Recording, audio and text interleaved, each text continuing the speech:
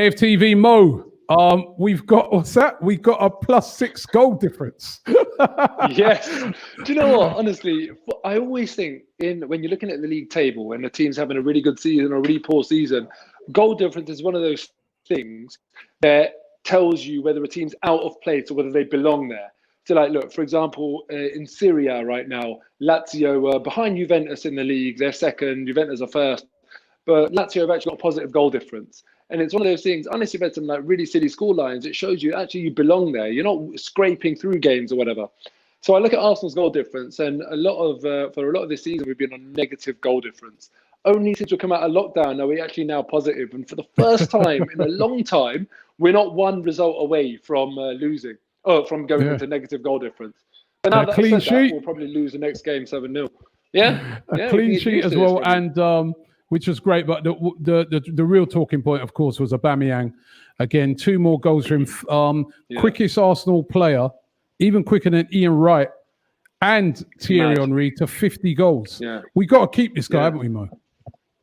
I mean, look, I've said it so many times that there's not that many men walking this earth that can do what Aubameyang does. He's in a very, very elusive group of people. And for that reason, you have to keep him. There's no value in selling these players because all you're going to try and do straight away is replace them.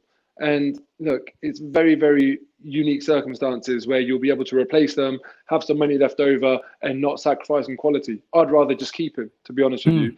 And what I love about him is the different goals he scores. The amount of times now Arsenal fans have seen him score a goal like this. First time it happens, he got lucky there. But he makes it happen. Even for example, the second goal he scored today, he just knows how to put himself in certain positions. Just how it reminds you of Henry a lot. Henry, there's a reason why he'd get assists from people playing back passes. He just knew how to put himself in the right positions just in case something happens. And even Aubameyang, the way he closes keepers down, he doesn't go for a sprint from 20 yards away where they'll see him coming from a mile off and then clear the ball. He lulls you into a false sense of security. And remember, I can't remember which keeper it was, but he did this before. And, he did it. He did it another. Yep. Was it Southampton or I can't remember? But the keeper was saying you just don't realise how quickly he's going to come up. And it's weird when you're watching it from our. I think it was what was it? What? How can you not know that? Was it Watford? He did it. I can't remember. He did a similar thing. Maybe was it Ben Foster? Yeah, I think it's Ben Foster. I think he did a similar thing. Yeah. And you're right. You're right when you say that. He comes from angles. So sometimes he's not just coming straight. He comes from an angle. He's like slow, and then he just takes off. And it was brilliant. Exactly. Yeah, and it won't be just a sprint from too far away. The keeper will be lulled into a false sense of security, thinking, "Oh yeah, he's not really charging me down." And before you know it, he's on you. And 9 times out of 10, the ball will ricochet elsewhere. But he makes it happen. And this is what I love about him. This is not luck. People will say he got a gift today. And, I understand that to a degree because it was a bad mistake from the keeper. But you make your own luck, and he really does. And Cedric today, what a dream debut that was for him. Yeah, it was. You expect, you mentioned Ian Wright in this conversation. Ian Wright was the debut king. He'd always get a goal in his debut. Cedric has done it as well. So, Aubameyang's got to 50 goals for Arsenal quicker than anyone. He might be under threat now with Cedric at this rate. So who knows? Cedric might break the record again. It's been a long time since we've had so much good news at Arsenal. Aubameyang straight first to 50 goals. Debut goal for Cedric. Xhaka, first goal of the season for him. And Saka signing a new deal. Thing. We're like, hold on, something's got to go wrong here. Yeah. The thing is, Robbie, the result today, obviously I wanted to win, but whether we won or lost or drew today, it wasn't going to change our Premier League season.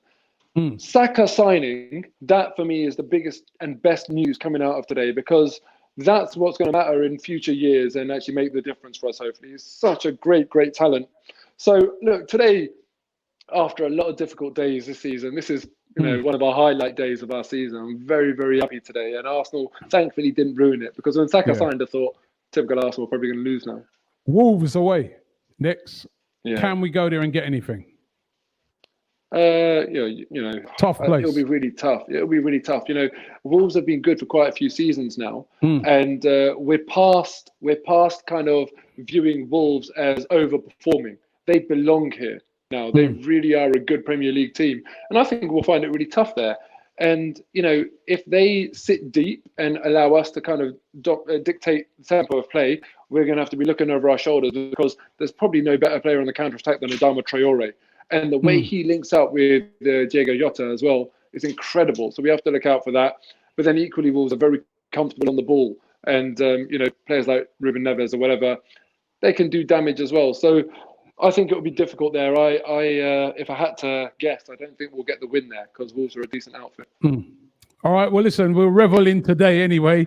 It's been a lot of good news. Thanks very much, Mo. And we got a 6 goal difference.